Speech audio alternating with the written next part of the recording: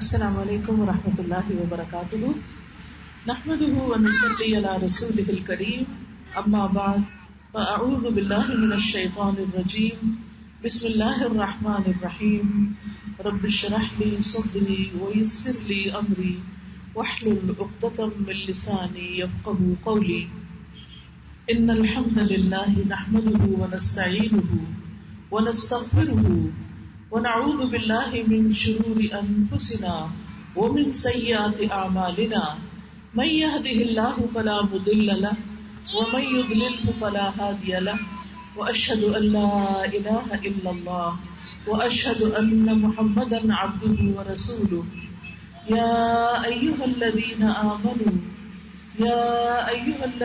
آمنوا اتقوا الله حق تقاته ولا تموتن الا وانتم مسلمون يا ايها الذين آمنوا اتقوا الله وقولوا قولا سديدا يصلح لكم اعمالكم ويغفر لكم ذنوبكم ومن يطع الله ورسوله فقد فاز فوزا عظيما۔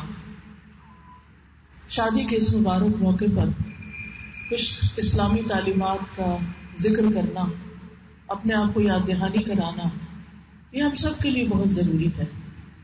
ہمارا دین ایک مکمل دین ہے جس میں ہمیں صرف نماز روزے کا طریقہ ہی نہیں بتایا گیا، اس میں ہمیں یہ بھی بتایا گیا ہے کہ ایک مسلمان کیسی زندگی بسر کرتا ہے، اس کی خوشی کا موقع کیسا ہوتا ہے، اس کے غم کا موقع کیسا ہوتا ہے، اس کا جینا کیسا ہوتا ہے، اس کا مرنا کیسا ہوتا ہے، اس کے لیے یہ زندگی کیسی ہے اور اس کے لیے اگلی زندگی کیسی ہے۔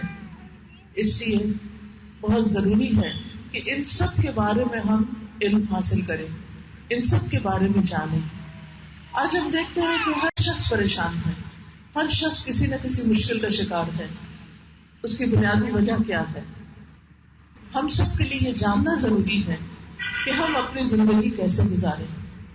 مثلا ہم سب مسلمان ہیں، اللہ پر ایمان رکھتے ہیں، تو اس پر بھی ہمیں قرآن مجید میں حکم دیا گیا کہ اس کو بھی جانو کہ اللہ ایک ہے۔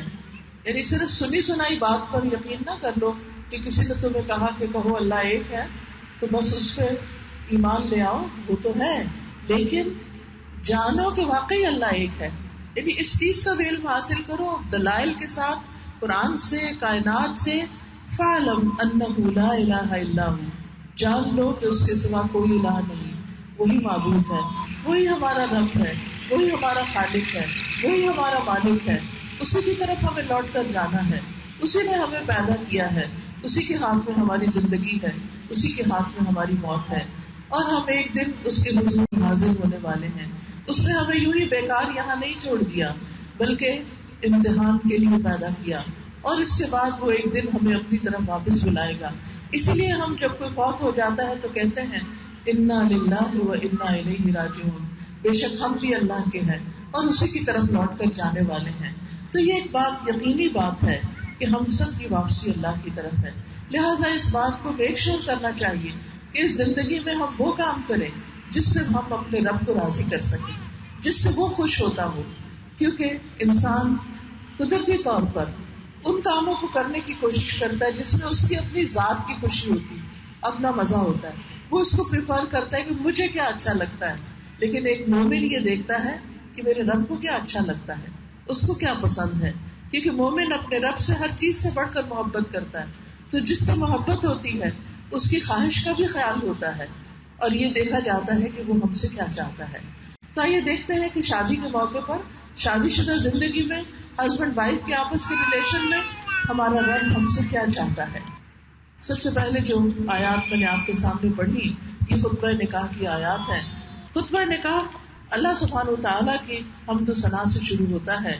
ان الحمد للہ، بے شک ہم تعریف اللہ ہی کی ہے، یعنی جس نے ہمیں یہ ساری نعمتیں دی۔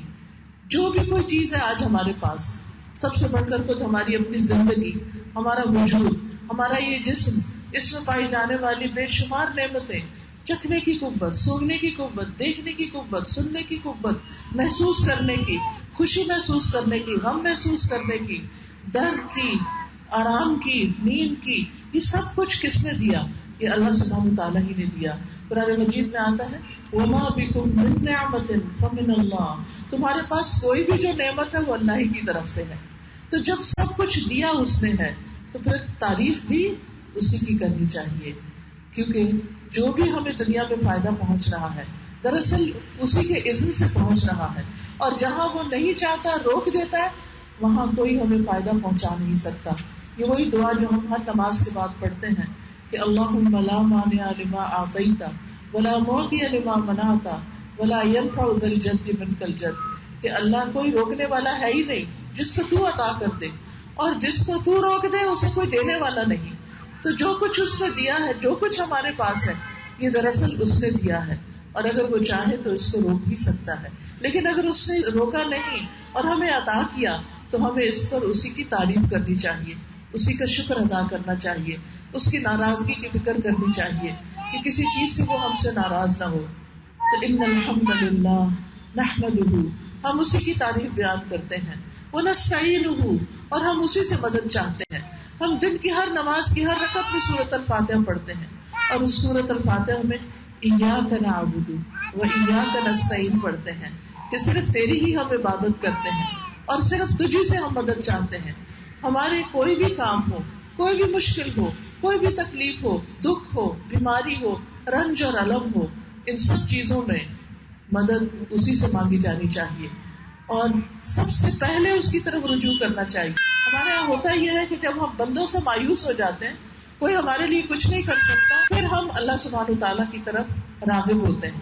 حالانکہ ہونا یہ چاہیے کہ جب ہمیں کوئی مشکل آئے تو سب سے پہلے ہمارا دھیان اللہ ہی کی طرف جائے. جیسے صحابہ کرام کے بارے میں آتا ہے کہ اگر جوتی کا تسمہ بھی ٹوٹ جاتا تو پہلے اللہ سے مانگتے تھے کہ یا رب تو ہمیں عطا کر، کیونکہ ہر چیز کا مالک وہ ہے. دنیا کا مالک بھی وہی اور آخرت کا مالک بھی وہی، مالک یوم الدین بھی وہی. تو ان الحمد للہ نحمدہ ونستعینہ، اور اس شادی کے موقع پر بھی ہم اسی سے مدد چاہتے ہیں. کتنے اندیشے دل کو لاحق ہوتے ہیں، کیسے کیسے وسوسے آتے ہیں بچوں کے بارے میں کہ شادی تو ہو رہی ہے، پتہ نہیں کیا انجام ہوگا، کیسا ہوگا. سوچ اچھی رکھنی چاہیے، مثبت رکھنی چاہیے، اور اللہ سے دعا کرتے رہنا چاہیے، کیونکہ ہر چیز کی حفاظت کرنے والا وہی ہے. ولا یؤودہ حفظہما وہو العلی العظیم، اور اس کو آسمانوں اور زمینوں کی، ان دونوں کی حفاظت تھکاتی نہیں. ہمیں تو اگر کسی بچے کی تھوڑی سی نگرانی کرنی پڑے، اپنے ہی گھر کی حفاظت کرنی پڑے، ہم اس سے بھی تھک جاتے ہیں. کہا یہ کہ پوری کائنات کی حفاظت، تو یہ حفاظت بھی اللہ رب العزت ہی کر رہا ہے. ہماری زندگیوں کی، ہمارے مال اولاد کی، ہمارے بچوں کی، ہمارے بچوں کے مستقبل کی، ان سب چیزوں کی حفاظت کرنے والا دراصل وہ ہے. ہمارے لیے ہمارا فریضہ کیا ہے؟ ہمارا فریضہ یہ ہے کہ ہم اپنے تعلقات اللہ تعالیٰ سے درست کر لیں، ہم اس کی عبادت کرنے والے ہوں، اس کو راضی کرنے والے ہوں، اس کو خوش کرنے والے ہوں، اور باقی ہم اپنے تمام معاملات اس کے سپرد کر دیں. تو ان الحمد للہ نحمدہ ونستعینہ ونستغفرہ، اور ہم اسی سے بخشش مانگتے ہیں. حقیقت یہ ہے کہ ہمارے راستے میں ہمارے اپنے ہی گناہ ہرڈل بنتے ہیں، ہماری ہی کمی کوتاہی ہمارے لیے رکاوٹ بن جاتی ہے. اللہ کی طرف سے رکاوٹیں نہیں آتی، رکاوٹیں ہمارے نفس کی طرف سے آتی ہیں، ہمارے گناہوں کی وجہ سے آتی ہیں. تو اللہ تعالیٰ نے اس کا حل بھی ہمیں بتا دیا کہ تم کیا کرو، نستغفرہ، ہم اس سے بخشش مانگتے ہیں، اپنے گناہوں کی معافی مانگو. سورۃ نوح میں آتا ہے فَقُلْتُ اسْتَغْفِرُوا رَبَّكُمْ إِنَّهُ كَانَ غَفَّارًا يُرْسِلِ السَّمَاءَ عَلَيْكُمْ مِدْرَارًا وَيُمْدِدْكُمْ بِأَمْوَالٍ وَبَنِينَ وَيَجْعَلْ لَكُمْ جَنَّاتٍ وَيَجْعَلْ لَكُمْ أَنْهَارًا مَا لَكُمْ لَا تَرْجُونَ لِلَّهِ وَقَارًا. کہ میں نے اپنی قوم سے کہا، نوح علیہ السلام نے، کہ تم اپنے رب سے معافی مانگ لو. استغفروا ربکم انہ کان غفارا، وہ بہت زیادہ معاف کرنے والا ہے، بخشش فرمانے والا ہے، تمہارے گناہوں کو ڈھانپ دینے والا ہے. اور اگر تم ایسا کرو گے تو تمہیں کیا کچھ ملے گا؟ یرسل السماء علیکم مدرارا، تم پر آسمان سے خوب بارشیں برسائے گا. ویمددکم باموال وبنین، اور تمہیں مال اور بیٹوں سے نوازے گا. یعنی مال میں فراخی، دولت میں اور رزق میں فراخی. وہ بھی انسان کے گناہوں کی وجہ سے اس میں رکاوٹ آتی، اور جب انسان توبہ کرتا ہے تو وہ رکاوٹیں ہٹنے لگتی. ہمارے راستے میں جب کوئی مشکل پیش آتی ہے تو ہم کہتے ہیں فلاں کی نظر لگ گئی، فلاں نے بندش کرا دی. نہیں، لوگ ہمارا کچھ نہیں بگاڑ سکتے، اگر اللہ ہمارے ساتھ ہے. اور اللہ ساتھ کیسے ہوتا ہے؟ کہ ہم اس کو راضی کرنے والے ہوں, اس سے دعائیں کرنے والے ہوں. لہٰذا اسی آیت میں آگے آتا ہے کہ وَيَجْعَلْ لَكُمْ جَنَّاتٍ وَيَجْعَلْ لَكُمْ أَنْهَارًا, کہ تمہارے لیے باغات پیدا کرے گا اور تمہارے لیے نہریں جاری کر دے گا. مَا لَكُمْ لَا تَرْجُونَ لِلَّهِ وَقَارًا, تمہیں کیا ہے کہ تم اللہ کے لیے کسی وقار کی توقع نہیں رکھتے, یعنی اس کو وہ آنر نہیں دیتے, اس کو وہ مقام نہیں دیتے, اس کو اس قابل نہیں سمجھتے کہ سب کچھ کرنے والا وہ ہے. حقیقت یہ ہے کہ ہم اللہ سبحانہ تعالیٰ کا حق ادا نہیں کرتے, ہم اس کو وہ مقام دیتے نہیں جو دینا چاہیے. ایک تو یہ ہے کہ صرف نماز کے وقت ہم اس کی طرف رجوع کر لیں, یہ کافی نہیں. زندگی کے ہر موقع پر, زندگی کی چاہے خوشی ہو, دکھ ہو, سکھ ہو, شادی ہو, غمی ہو, کچھ بھی ہو, ہر موقع پر اسی کی طرف پلٹ پلٹ کر جائیں. اور وہ ہے نا, ہم بچوں کو جب کوئی مشکل پیش آئے تو یہ نہ کہیں کہ میں ہوں نا, نہیں میں کیا چیز ہوں, میں تو بہت ہی کمزور ہوں. ہمیں کہنا چاہیے اللہ ہے نا, اللہ سے مانگو, اللہ کی طرف رجوع کرو. جس کا مالک اس کا رب ہے, اللہ ہے, اس کو کسی بھی چیز کی کمی نہیں ہو سکتی. ہمارے مانگنے میں کمی ضرور ہو سکتی ہے, اس کے دینے میں کمی نہیں ہو سکتی. اس کی بخشش اور عنایت بہت وسیع ہے, لیکن ہماری دعائیں بہت کم ہوتی ہیں. ہم تھوڑے دن دعا مانگ کے پھر پریشان ہو جاتے ہیں, مایوس ہونے لگتے ہیں. ہم چاہتے ہیں کہ بس فوراً جلدی جلدی وہ ہو جائے. اللہ کیا چاہتا ہے کہ میرا یہ بندہ پلٹ پلٹ کے میری طرف آتا رہے اور میرا بن جائے, کیونکہ اللہ نے ہمیں پیدا کیا ہے نا. اب دیکھیے, ہم نے اپنے بچوں کو صرف جنم دیا ہوتا ہے, اس سے زیادہ ہم نے کیا کیا ہوتا ہے؟ ان کو تخلیق ہم نے نہیں کیا, سب اللہ نے بنا. لیکن بچے اگر کوئی بھی ان کے اندر کمی بیشی ہو تو ہم کیا چاہتے ہیں کہ بچے اپنے ماں باپ کے ساتھ اپنا تعلق ٹھیک کر لیں. ماں باپ چاہے بچے غلط کام بھی کریں, نافرمانی بھی کریں, پھر بھی بچے چاہتے ہیں کہ پلٹ پلٹ کے ان کی طرف جائیں اور ان کی مدد کریں. تو اللہ ہم سے کیا چاہتا ہے کہ ہم اللہ کی طرف پلٹتے رہیں, بار بار رجوع کرتے رہیں. قرآن مجید میں اللہ تعالیٰ نے اپنے ان بندوں کا ذکر کیا ہے کہ وہ اواب تھے. اوابین کے لیے اللہ بڑا مہربان ہے, غفور الرحیم ہے. لہٰذا ہر چیز میں اس کی طرف پلٹنا چاہیے. اور خاص طور پر شادی کی زندگی ایک نئی زندگی ہوتی ہے. کسی بھی نئی جگہ پر آپ جاتے ہیں, کسی نئے ملک میں جاتے ہیں, کسی نئے گھر میں جاتے ہیں, کسی نئے شہر میں جاتے ہیں, کوئی نیا کپڑا ہی ایون پہنتے ہیں تو اس کو ایک ایڈجسٹمنٹ ٹائم چاہیے ہوتا ہے. تو اسی طرح ہماری زندگی میں جو بھی ایک نیا موڑ مڑتے ہیں, ہم جو بھی ہم ایک نیا راستہ اختیار کرتے ہیں, تو اس میں کچھ نہ کچھ رکاوٹیں آتی ہیں, اس میں ایک ایڈجسٹمنٹ پیریڈ ہوتا ہے. اس میں بھی بجائے اس کے کہ ہم ہر چھوٹی بڑی بات کو ماں باپ کی طرف لے جائیں اور ان کو پریشان کریں, وہ تو لاسٹ چیز ہونی چاہیے کہ ہم سے ماں باپ کو کوئی دکھ یا رنج پہنچے. سب سے پہلے تو اپنے رب کی طرف رجوع کرنا چاہیے. اللہ تو ہم سے کئی ماؤں سے بڑھ کے پیار کرنے والا ہے, تو کہاں یہ کہ ہم اس کو چھوڑ کر ہر بات ہر دکھ ماں کو سنانے لگ جائیں اور اس کی زندگی دکھی کر دیں. اس کا نتیجہ کیا ہوتا ہے کہ انسان جب ماں باپ کو دکھی کرتا ہے تو کبھی خود بھی خوش نہیں رہ سکتا. پھر یہ کہ ہسبینڈ وائف کے بیچ میں اونچ نیچ ہوتی رہتی. اب ماں باپ تو غمگین ہی رہتے ہیں, ہسبینڈ وائف پھر روٹ کے بن جاتے ہیں, آپس میں ایک دوسرے سے محبت کرنے لگتے ہیں, لیکن ماں باپ کے دل میں وہ کھٹک رہ جاتی کہ بچے پتہ نہیں خوش ہیں یا نہیں. تو اس لیے جب انسان کا عقیدہ توحید مضبوط ہوتا ہے, جب انسان کو اللہ تعالیٰ سے محبت ہوتی ہے اور انسان اپنا کنیکشن اللہ سے مضبوط کر لیتا ہے, اپنے سارے دکھ سکھ اللہ سے شیئر کرتا ہے, وہاں سے مدد مانگتا ہے, تو پھر اس کے بعد بہت کم ضرورت محسوس ہوتی ہے کہ انسان بار بار انسانوں کا سہارا پکڑے. چھوٹی سی مشکل دن ہو یا رات ہو, آپ دیکھیں اگر رات کو کوئی مشکل پیش آتی تو ہم سوچتے ہیں کہ اس وقت کس کو بلائیں, اماں بھی سو رہی ہوں گی, ابا بھی سو رہے ہوں گے, بہن دوست سب سو رہے ہیں, لیکن ہمارا رب نہیں سوتا. ہمارا رب نہیں سوتا. لا تأخذہ سنۃ ولا نوم, نہ اس کو نیند آتی ہے نہ اس کو اونگ آتی ہے, وہ رات کو بھی سنتا ہے. ہم اونچی آواز سے پکارے یا دل میں پکارے, وہ سنتا ہے. اس کی طرف لوٹے, رجوع کریں. لہٰذا اس شادی کے موقع پر جو خطبہ دیا جاتا ہے اس میں ہمیں یہی یاد دہانی کرائی جاتی ہے کہ نستعینہ, ہم اس سے مدد مانگیں, اس کی طرف رجوع کریں, اس کی طرف پلٹیں.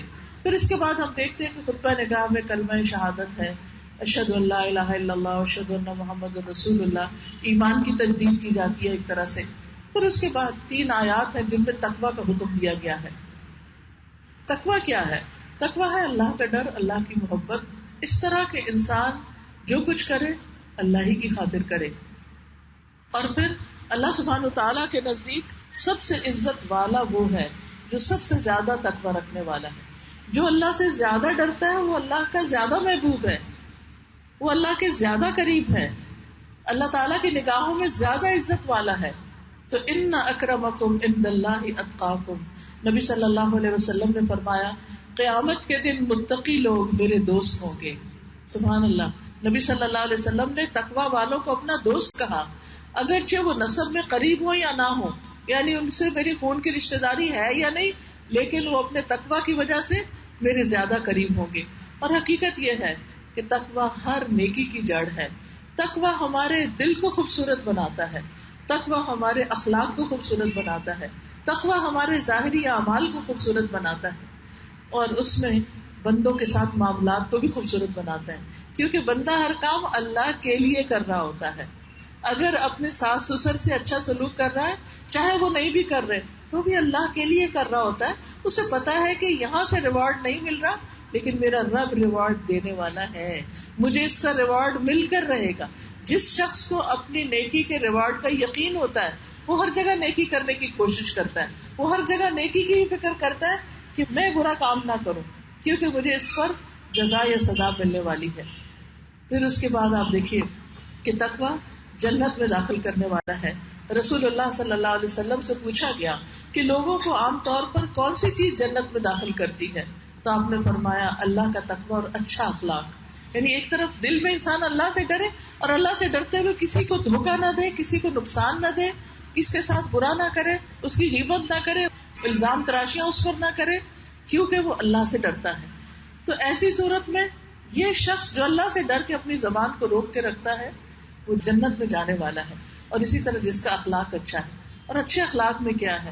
دوسروں سے ملتے ہوئے توجہ سے ملنا، توجہ سے دوسرے کی بات سننا، اس کو اٹینشن دینا، اس کے مشکل میں اس کے کام آنا، نرمی اور ملائمت سے بات کرنا، دوسرے کے دکھ درد کا احساس کرنا. ہم سب کہتے ہیں ہم بہت حساس ہیں، ہم ویری سینسیٹیو. اکثر لوگوں کو میں نے یہ کہتے ہوئے سنا ہم ویری سینسیٹیو، بٹ کس کے معاملے میں؟ صرف اپنے معاملے میں. یعنی اکثر لوگ سینسیٹیو ہوتے ہیں تو صرف اپنی ذات کے لیے سینسیٹیو ہوتے ہیں، دوسروں کے لیے سینسیٹیو نہیں ہوتے.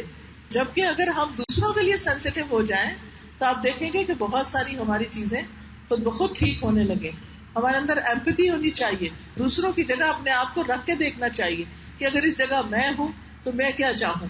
مثلاً عام طور پر آپ دیکھیے شادی کے بعد ساس بہو یا نند بھاوج کے عموماً تعلقات میں ہمارے معاشرے، سب جگہ نہیں، بہت جگہ جانے کے اتفاق میں، لیکن یہ مشکل ہمارے ہی کلچر میں ہے کہ وہ ایک رائیولری کی سی کیفیت پیدا ہو جاتی، ایک مخالفت کی. حالانکہ کتنی محبت اور پیار سے بیاہ کے لایا جاتا ہے، لیکن بعد میں اللہ جانے کیا ہوتا ہے کہ ایک دوسرے کے ساتھ بن نہیں پاتی.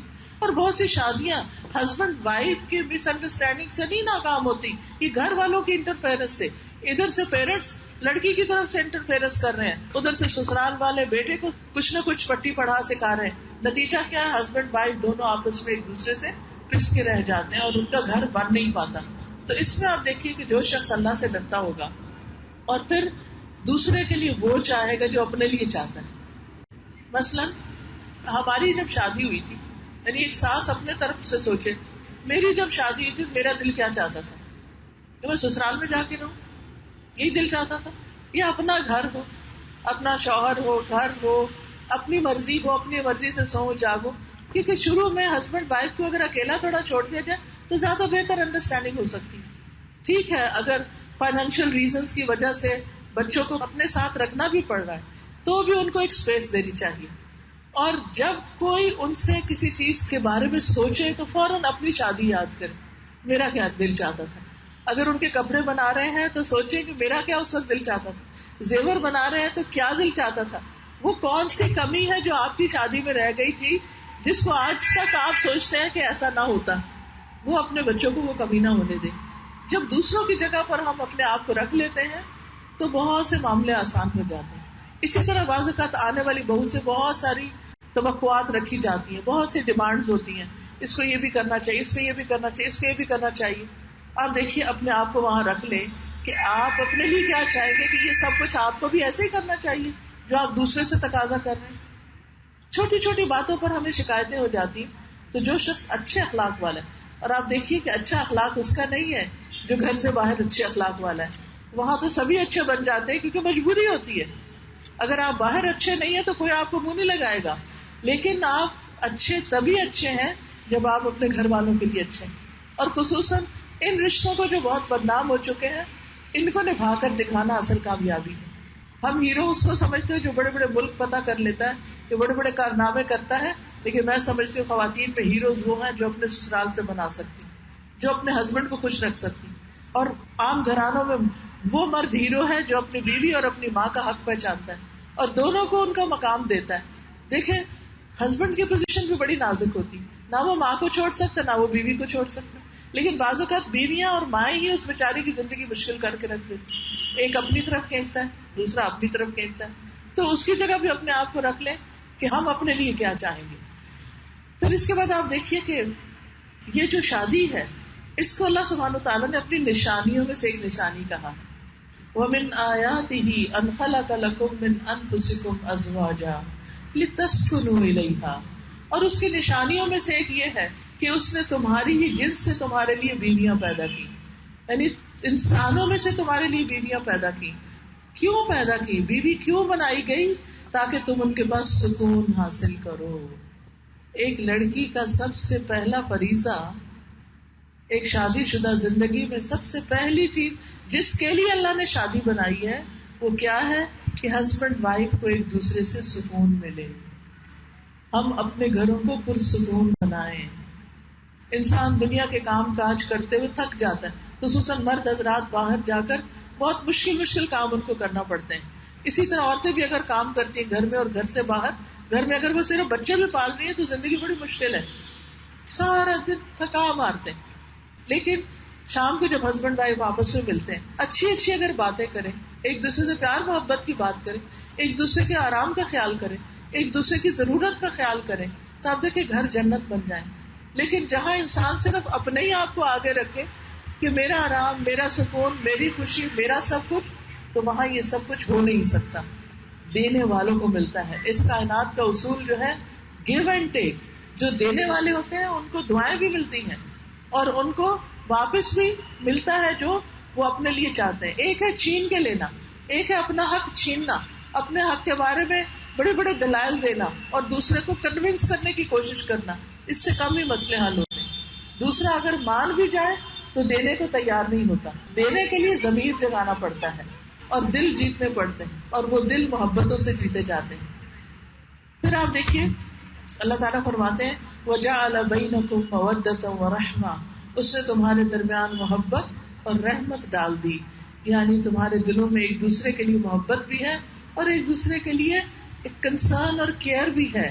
کیونکہ جب دو لوگ اجنبی گھروں سے آتے ہیں اور نکاح جیسی چیز ان کے درمیان محبت پیدا کرتی ہے تو شیطان بھی پیچھے لگ جاتا ہے. اس کا کام یہ ہوتا ہے کہ ان کی محبت ختم کر دو, ان کے اندر آپس میں ایک دوسرے کے لیے کوئی جذبات باقی نہ رہے, اور اس کے لیے وہ طرح طرح کے وسیلے اختیار کرتا ہے. لیکن یہ کہ انسان کو ہمیشہ اللہ کے اس وعدے پہ یقین رکھنا چاہیے. اور اسی وجہ سے آپ دیکھیے کہ شادی انسان کی ضرورت ہے. حضرت آدم علیہ السلام کے لیے آپ دیکھیں اللہ تعالیٰ نے حوا پیدا کی, پھر اس کے بعد جو ان کے بچے پیدا ہوتے تھے ان کی بھی آپس میں شادیاں ہوتی تھی. اور پھر عرب معاشرے کے اندر تو آپ دیکھیے کہ وہاں پر بیوہ اور یتیم بچیوں کی شادی بھی اپنا فریضہ سمجھتے تھے, اور سارا خاندان اس کو اپنی ذمہ داری سمجھتا تھا کہ یہ ہمارا ایک اخلاقی فریضہ ہے کہ ہم جن کی شادی نہیں ہوئی ان کی اس میں مدد کریں. کیونکہ ہر انسان کو ایک ساتھی چاہیے ہوتا ہے, ایک کمپینین چاہیے ہوتا ہے جس کے ساتھ وہ اپنے راز شیئر کر سکے, جس کے ساتھ وہ اپنے دکھ سکھ جو ہے ان کو ذکر کر سکے, اور وہ ایک دوسرے کے لیے ٹرسٹ کا باعث بھی ہو, اعتماد کا ذریعہ بھی ہو. لیکن مشکل یہ ہے کہ ہمارے درمیان وہ محبتیں اور ایک دوسرے کے لیے رحمت اور مرسی کے جذبات جو ہیں وہ ختم ہوتے چلے جا رہے ہیں, اور اس کے اسباب کئی ایک ہو سکتے ہیں. اللہ تعالیٰ فرماتے ہیں ان فی ذلک لآیات لقوم یتفکرون, بے شک اس میں نشانیاں ہیں ان لوگوں کے لیے جو غور و فکر کرتے ہیں. پھر اللہ تعالیٰ نے مرد اور عورت کو ایک دوسرے کا لباس بتایا. ہن لباس لکم وانتم لباس لہم, وہ تمہارا لباس ہے تم ان کا لباس ہو. لباس انسان کو خوبصورتی بھی دیتا ہے, لباس انسان کو گرمی سردی سے بچاتا ہے, لباس انسان کے عیب بھی چھپاتا ہے. دیکھیے اچھے اچھے کپڑوں میں آپ اچھے لگتے ہیں, وہ بغیر لباس سے تو اچھے نہیں لگ سکتے. تو ہسبینڈ وائف کو اتنا خوبصورت مثال سے سمجھایا گیا کہ وہ ایک دوسرے کی پردہ پوشی کرے, وہ ایک دوسرے کے لیے خوبصورتی کا ذریعہ بنے، وہ ایک دوسرے کی تعریف کرنے والے ہوں، وہ ایک دوسرے کی عزت کرنے والے اور ایک دوسرے کو معزز پیش کرنے والے ہوں، نہ کہ وہ ایک دوسرے کی جڑیں کاٹنے والے ہوں اور ایک دوسرے کو ذلیل کرنے والے ہوں، دوسروں کے سامنے یا اپنے بچوں کے سامنے یا معاشرے کے سامنے. تو یہ اسی وقت ہو سکتا ہے کہ جب دونوں اگر کوئی اختلاف ہے بھی تو اکیلے میں آپس میں نپٹا لیں، پیرنٹس کے سامنے، فیملی کے سامنے، لوگوں کے سامنے، سوشل میڈیا پر ایک دوسرے کے لیے تماشا نہ بنے، کیونکہ اللہ نے لباس بنایا اور جو اس لباس کو تار تار کرے گا اللہ اس کو چھوڑے گا نہیں. تو اس لیے بہت سوچ سمجھ کے کام کرنے کی ضرورت ہے. نبی صلی اللہ علیہ وسلم نے فرمایا قیامت کے دن اللہ کے نزدیک سب سے زیادہ برا شخص وہ ہوگا جو اپنی بیوی کے پاس جائے اور بیوی اس کے پاس آئے اور پھر وہ اپنی بیوی کے راز کی باتیں لوگوں کو بتائے. یعنی اگر کسی بیوی نے کانفیڈنس میں لے کے ہسبینڈ کو کچھ بتایا ہے تو وہ ساری دنیا میں نشر کر دے کہ میری بیوی ایسی ہے، ایسی کہتی ہے، ایسی کرتی ہے. اندر کی پرائیویٹ بیڈ روم کی باتیں وہ اپنے پیرنٹس سے شیئر کریں. اور اسی طرح بیوی کے لیے جائز نہیں کہ وہ بیڈ روم کی باتیں جا کے اپنے گھر والوں سے شیئر کرے یا دوستوں سے شیئر کرے. کتنا کلوز ریلیشن شپ ہے جس میں کسی تیسرے کی انٹرفیئرنس نہیں ہونی چاہیے. جب تیسرے کی انٹرفیئرنس ہوتی ہے تو یہ گھر ٹوٹ جاتے ہیں، ان میں کوئی سکون نہیں رہتا. پھر اسی طرح آپ دیکھیے کہ as a husband and wife دونوں کے حقوق بھی ہیں اور برابر کے حقوق ہیں. رسول اللہ صلی اللہ علیہ وسلم نے ایک خطبے میں اللہ کی حمد و ثنا بیان فرمائی اور لوگوں کو واعظ و نصیحت کی. رسول اللہ صلی اللہ علیہ وسلم نے فرمایا لوگوں سنو، عورتوں کے حق میں خیر اور بھلائی کی بات قبول کرو، وہ تمہارے پاس قیدیوں کی طرح ہیں. خبردار رہو، مردوں کے حق عورتوں پر ویسے ہی ہیں جیسے عورتوں کے مردوں پر حقوق ہیں. یعنی دونوں کے حقوق بھی ہیں اور دونوں کے فرائض بھی ہیں. عورتوں کے مردوں پر حقوق یہ ہے کہ وہ تمہارے بستروں اور گھروں میں ان کو نہ آنے دیں جن کو آنا تم پسند نہیں کرتے. یعنی ہسبینڈ کی پسند کے بغیر گھر میں کسی کو آنے کی اجازت نہیں ہونی چاہیے، اس سے ٹرسٹ خراب ہوتا ہے. اور سن لو کہ ان کے تم پر یہ حقوق ہے کہ تم ان کو لباس اور کھانا مہیا کرو. یعنی عورت کے پاس اگر بے شمار پراپرٹی ہے، بینک بیلنس ہے، سب کچھ ہے، تب بھی اس کا نان نفقہ ہسبینڈ کے ذمہ ہے. ہسبینڈ ہی کو کما کے لانا ہے، ہسبینڈ ہی کو اس کے لیے لیونگ پرووائڈ کرنی ہے. یہ اللہ سبحانہ وتعالیٰ نے اس لیے رکھا تاکہ ہسبینڈ رسپانسبل ہو. اور وائف اگر خود کماتی بھی ہے تو بھی وہ اس کا مال ہے. ہاں وہ کمائے گی ہسبینڈ کی اجازت سے. جن خواتین کو ہسبینڈ اجازت دے دے کام کرنے کی بات تو پھر ان کو یہ کرنا چاہیے کہ وہ واپس ہسبینڈ کے ساتھ احسان کا سلوک کریں اور اس کے شکر گزار ہوں، کیونکہ دونوں کا دائرہ کار الگ الگ ہے. عورت کی بیسک رسپانسبلٹی گھر ہے اور جاب کی یا کام کی اگر اس کے اندر صلاحیت ہے تو اجازت ہے، لیکن اگر اس کا گھر متاثر ہو رہا ہے تو اس کی primary and first and foremost duty ہے کہ اپنے گھر کو جنت کا نمونہ بنائے. اور اس کے بعد اگر اس کے پاس وقت ہے، اور اب تو الحمدللہ آپ دیکھیں کہ اس آن لائن دنیا میں گھر کے اندر رہ کے بہت سے بزنس اور بہت سے کام کیے جا سکتے ہیں جس میں انسان ریلیکس ہو کے اپنا کام بھی کر سکتا ہے، گھر کا بھی کر سکتا ہے، اور اگر اللہ نے عورت کو ذہن دیا اور ایک کام کی صلاحیت دی ہے تو وہ دوسرا کام بھی ساتھ ساتھ کر سکتی ہے. اس سے منع نہیں کیا گیا، لیکن ہسبینڈ اور بچوں کے حقوق مار کے نہیں کرنا چاہیے. اس سے اس کی اپنی زندگی حرام ہوتی، اس کی اپنی خوشی چلی جاتی. آپ دیکھیں ساری دنیا کو آپ خوش کر لیں، اگر آپ کا ہسبینڈ ہی خوش نہیں تو گھر میں کیسے خوشی ہو سکتی؟ آپ سب کو خوش کر لیں لیکن آپ کے بچے ہی آپ کے نہیں تو گھر میں کیسی خوشی ہو سکتی؟ یہ ہماری بیسک نیڈ ہے کہ ہمارے جو کلوز فیملی سرکل ہے اس کے ساتھ ہماری ٹائز جو ہے وہ مضبوط ہوں، چاہے وہ رشتے دار ہوں، چاہے وہ گھر کے بچے ہوں. لہٰذا بیوی اور شوہر کا جو آپس کا رشتہ ہے اس میں بھی کچھ ذمہ داریاں بتائی گئی ہیں. بیوی کا شوہر سے رشتہ کیا ہے کہ وہ شوہر کا حق ادا کرنے والی ہو. رسول اللہ صلی اللہ علیہ وسلم نے فرمایا عورت اس وقت تک ایمان کی حلاوت نہیں پا سکتی، ایمان کی مٹھاس اس کو نصیب نہیں ہو سکتی جب تک اپنے شوہر کا حق ادا نہیں کرتی. یعنی شوہر کا حق دینا ایمان کا حصہ رکھ دیا گیا. رسول اللہ صلی اللہ علیہ وسلم نے فرمایا جو عورت 5 وقت نماز پڑھے یعنی اللہ کا حق دے، ماہ رمضان کے روزے رکھے، اپنی شرمگاہ کی حفاظت کرے، اپنے شوہر کی اطاعت کرے، اس سے کہا جائے گا جنت کے جس دروازے سے چاہو داخل ہو جاؤ. یہ عورت کی جنت ہے کہ اپنے رب کی عبادت کے بعد اپنے شوہر کو خوش کرے اور اس کی بات مانے اور اس میں کوئی کسر نہ چھوڑے. پھر شوہر کی مخالفت نہ کرے، یعنی اگر معروف بات میں، صحیح بات میں، درست بات میں وہ کچھ کرنے کو کہہ رہا ہے تو اس کو مان جائے. کیونکہ یہ جو آپس کی ضد، نہیں میں تو یہی کروں گی جو میرا دل چاہتا ہے، مجھے نہیں پرواہ تم کیا چاہتے ہو، نہیں، اس طرح نہیں گھر بنتے. کمپرومائز کرنا پڑتا ہے، کہیں ہسبینڈ کو کمپرومائز کرنا پڑتا ہے، کہیں وائف کو کمپرومائز کرنا پڑتا ہے. لیکن یاد رکھیے، عام طور پر لوگوں کی زندگی میں جہاں شوہر ناراض ہوتا ہے دن کو یا رات کو، وہاں زندگی جو ہے وہ اجیرن ہو جاتی ہے. پھر اسی طرح یہ ہے کہ شکر گزاری بڑی ضروری ہے. عورت کے لیے بہت ضروری ہے کہ ہسبینڈ کے ساتھ گریٹفل ہو. چھوٹی سی بھی اس کی طرف سے اگر کوئی ایفرٹ ہو تو اس کو ایکنالج کرے. بعض اوقات ہمیں بہت کچھ ملتا ہے لیکن ذرا سی ہماری بات پوری نہیں ہوتی، ہم کہتے ہیں ہمیں تو یہاں کوئی خوشی نہیں ملی، کچھ ملا ہی نہیں. یہ بہت سخت ناشکری کی بات ہے. نبی صلی اللہ علیہ وسلم نے ایک موقع پہ فرمایا کہ میں نے جہنم میں عورتوں کی اکثریت کو دیکھا. یہ عورتوں کے لیے بڑی پریشان کن بات تھی. پوچھا گیا کہ کس وجہ سے؟ تو آپ نے فرمایا کہ وہ شوہروں کی ناشکر گزار ہوتی، تھینک فل نہیں ہوتی. سب کچھ دیا لیکن چھوٹی سی بات پہ ناراض ہو گئے اور کہا کچھ بھی نہیں دیا. یعنی دوسرے کے کیے کرائے پہ پانی پھیر دینا، یہ نہیں ہونا چاہیے. یہ حدیث ہے بڑی سخت، لیکن اس لیے بتا دینا چاہتی ہوں کہ اگر ہماری زندگی میں ایسی کوئی کمی پیشی ہے تو ہم اس سے بچنے والے ہوں، باز آنے والے، رکنے والے ہوں. ابھی ہم نے اچھی بیوی کی خصوصیات پڑھی اور اب ہم اچھے شوہر کی باتیں بھی کریں گے کہ اچھا شوہر کون ہوتا ہے. کیونکہ تالی دو ہاتھ سے بجتی ہے نا. صرف ایک شخص کو بتا دیا جائے تمہارے یہ فرائض ہے، تمہیں ایسا ہونا چاہیے، جیسے ہمارے معاشرے میں ہوتا ہے کہ لڑکی کو تو خوب سمجھا دیا جاتا ہے، وہ بیچاری ابھی سر اٹھاتی نہیں تو اس کو سمجھانا شروع کر دیا جاتا ہے کہ دیکھو اگلے گھر جا کے یہ نہیں کرنا، اگلے گھر میں یہ نہیں چلے گا. تو مردوں کو نہیں بتایا جاتا کہ مردوں کی کیا کیا ذمہ داریاں ہیں. تو حسن بصری کہتے ہیں اللہ کے نزدیک پسندیدہ بندے وہ ہیں جو اپنے اہل و عیال کو سب سے زیادہ نفع دینے والے ہیں، یعنی سب سے پہلے اپنے گھر والوں کا خیال رکھنے والے ہیں. اب دیکھیے بہت سے لوگ باہر بہت اچھے ہوتے ہیں لیکن جب گھر آتے ہیں تو موڈ آف ہو جاتے ہیں، بیوی سے بات نہیں کرتے یا بات کرتے ہیں تو ڈانٹ ڈپٹ کرتے ہیں. بچے اگر ہنسنا کھیلنا چاہتے ہیں، لاڈ کرنا چاہتے ہیں تو نہیں میں تھکا ہوا پیچھے ہٹ جاؤ. تو ایسی زندگی جو ہے اس سے پھر گھروں کے اندر خوشحالی نہیں آ سکتی. اور گھر جو ہے وہ بنیادی یونٹ، بیسک یونٹ ہے ایک سوسائٹی کا. اگر گھروں کے اندر خوشی نہیں تو باہر کہیں سے خوشی آپ تلاش نہیں کر سکتے. یہ خوشیوں کا سورس ہے گھر، منبع ہے. اللہ نے یہ خون کے رشتے اور یہ نسب کے اور سسرال کے رشتے رکھے اس لیے تاکہ ان سے ہم انس حاصل کریں اور ایک دوسرے کی محبتیں پائیں، محبتیں دینے والے بھی ہوں اور لینے والے بھی ہوں.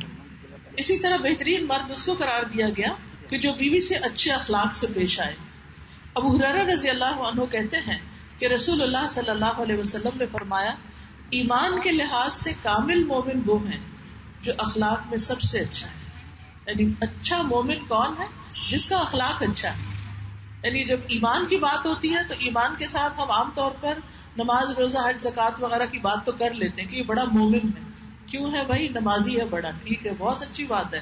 یعنی قرآن مجید میں تو نماز کو بھی ایمان کہا گیا ہے، وہ واقعی ایمان کی علامت ہے. لیکن اس کے ساتھ ساتھ اچھا اخلاق بھی ایمان کی علامت ہے، وہ بھی ایمان ہی سے کنیکٹڈ ہے. ایمان جو ہے وہ ایک بیج کی طرح ہوتا ہے. جب لا الہ الا اللہ پڑھتے ہیں تو اس سے جو پودا نکلتا ہے، اس کے شاخیں، پھول، پھل، پتے، یہ سارے اسی وقت ہرے بھرے اور فریش ہوتے ہیں جب وہ اپنی روٹس کے ساتھ کنیکٹڈ ہوتے ہیں. تو وہی اخلاق اچھا اخلاق ہے جو اللہ کے لیے ہو، جو صرف کسی مقصد یا مطلب کے لیے نہ ہو بلکہ دل سے ہو، دوسروں کی دل سے قدر کرنے والے، دل سے چاہنے والے، دوسروں کی دل سے کیئر کرنے والے. تو رسول اللہ صلی اللہ علیہ وسلم نے فرمایا مومنوں میں سے سب سے کامل ایمان کے اعتبار سے، ایمان کے درجے ہیں، اور ان درجوں میں سب سے اوپر کا درجہ جو ہے وہ اس کا ہے جس کا اخلاق زیادہ اچھا ہے، جو اخلاق میں سب سے اچھا ہے. اور تم میں سے بہتر شخص وہ ہے جو اپنی بیویوں کے لیے بہتر ہے. یعنی باہر اپنے دوستوں کے لیے بہتر ہونا یہ اچھے اخلاق کی علامت یہ پروف نہیں ہے، بلکہ جو گھر میں اچھا ہے وہ اصل میں اچھا ہے. اسی طرح بیوی سے محبت کرنا اور اس محبت کا اقرار بھی کرنا. یعنی بعض اوقات محبت ہوتی ہے لیکن اگر کوئی پوچھ لے تو سچ نہیں بتائیں گے. لیکن رسول اللہ صلی اللہ علیہ وسلم جو صادق اور امین تھے، ان سے جب پوچھا گیا، حضرت عمرو بن العاص کو آپ نے ایک غزوہ کے لیے امیر بنا کے بھیجنا تھا تو بہت خوش ہوئے کہ ان کو آپ نے اتنی امپورٹینس دیا. تو اس موقع پر انہوں نے پوچھ لیا کہ آپ کو سب سے زیادہ محبت کس سے ہے؟ تو انہوں نے کہا عائشہ سے. یعنی اپنی بیوی کا بتایا کہ عائشہ سے سب سے زیادہ محبت ہے رضی اللہ عنہا. اور جب پوچھا گیا کہ مردوں میں کس سے، تو فرمایا ان کے باپ سے.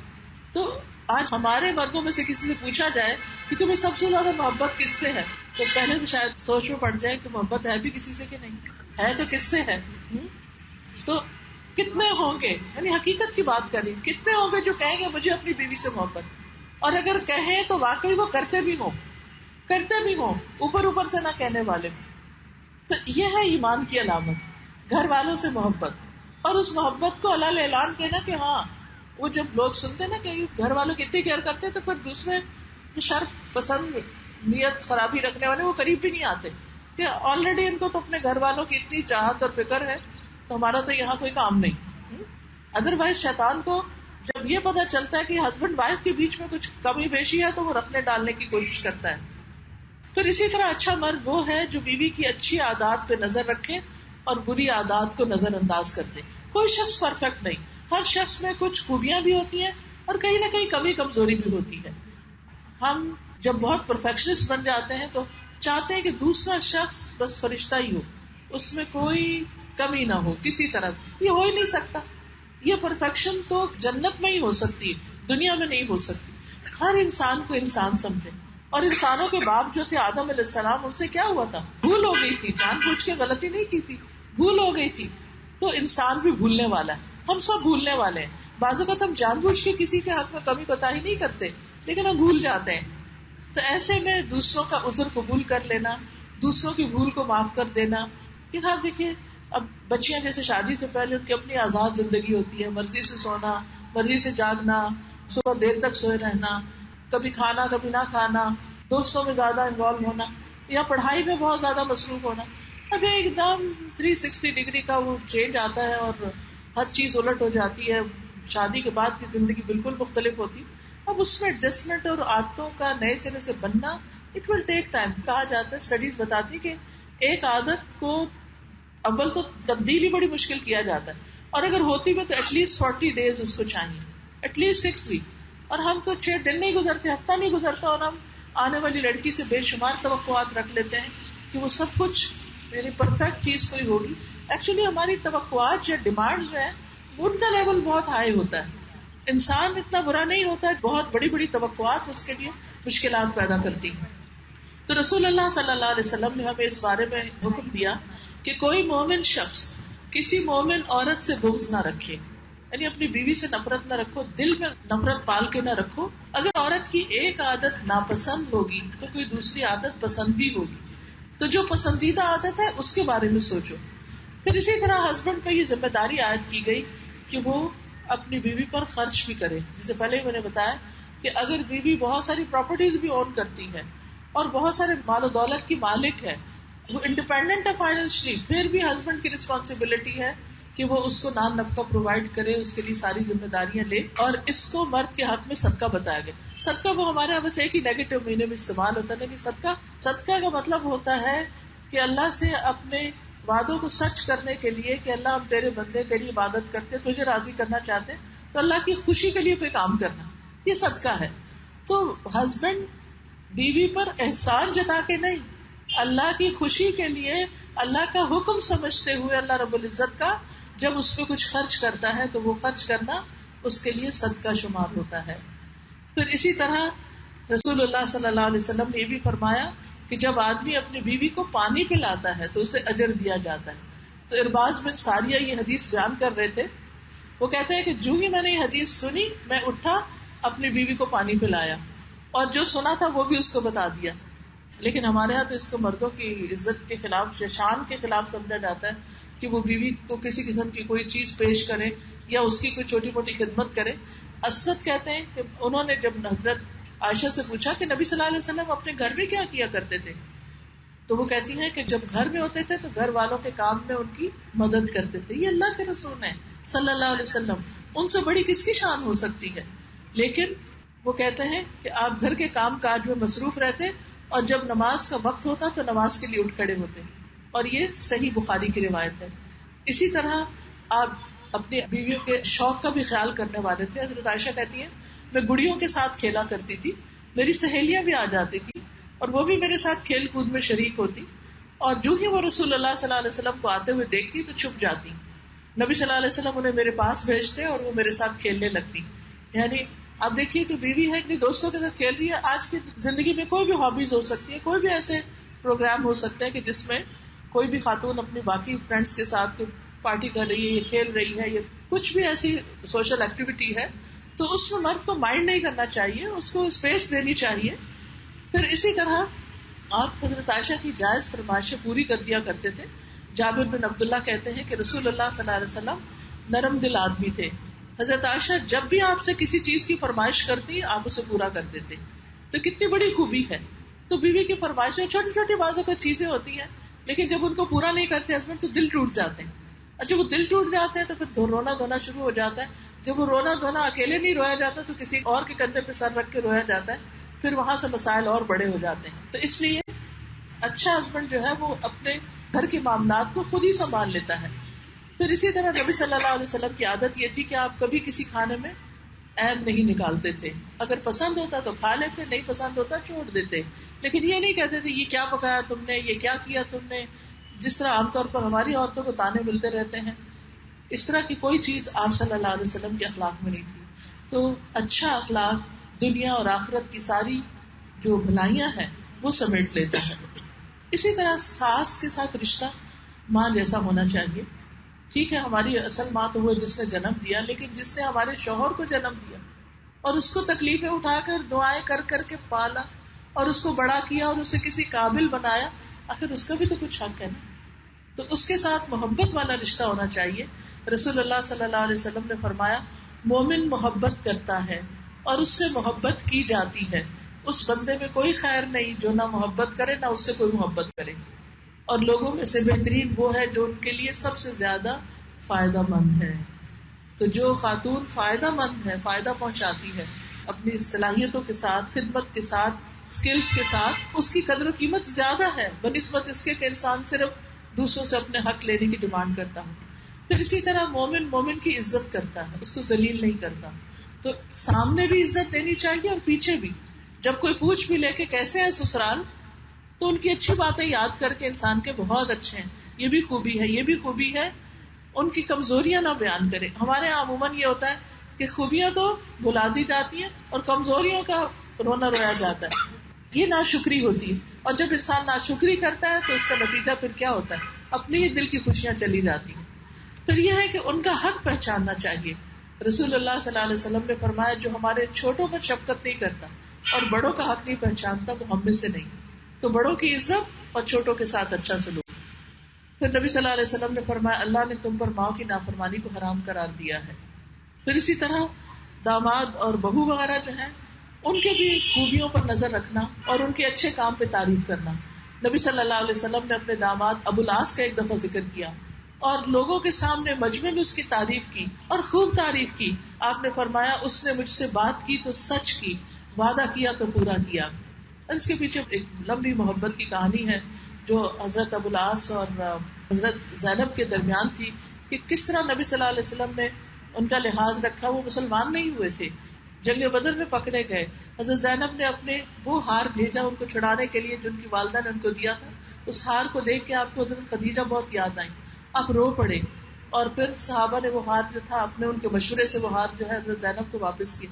آپ نے اپنے داماد کو بھی پریشرائز نہیں کیا کہ تم ضرور مسلمان ہو جاؤ, اس کو سوچنے کا موقع دیا اور ایک عرصے تک ان کا نکاح بھی قائم رہا.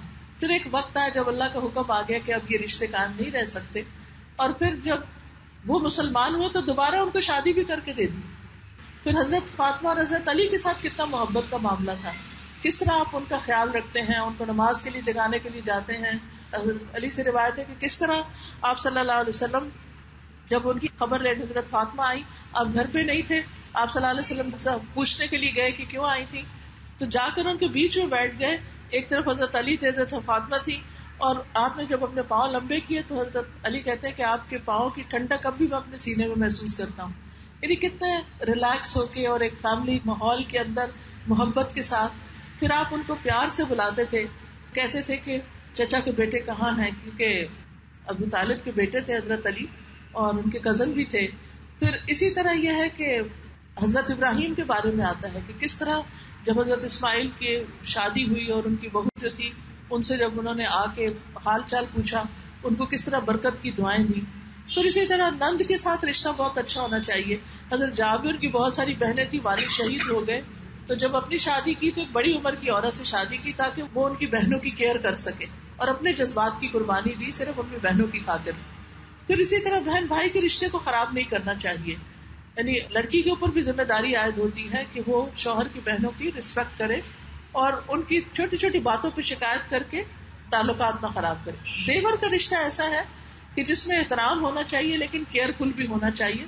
بعض اوقات وہاں سے ٹرسٹ خراب ہونے کا اندیشہ ہوتا ہے. رسول اللہ صلی اللہ علیہ وسلم نے فرمایا عورتوں کے پاس جانے سے بچو، اور آپ کا مقصد یہی تھا کہ شوہر کی غیر موجودگی میں دیور اور بھابھی کے تعلقات میں وہ فرینکنس نہیں ہونی چاہیے کہ جس سے شوہر کے دل پہ کوئی برا خیال آئے اور بیوی کا تعلق خراب ہو.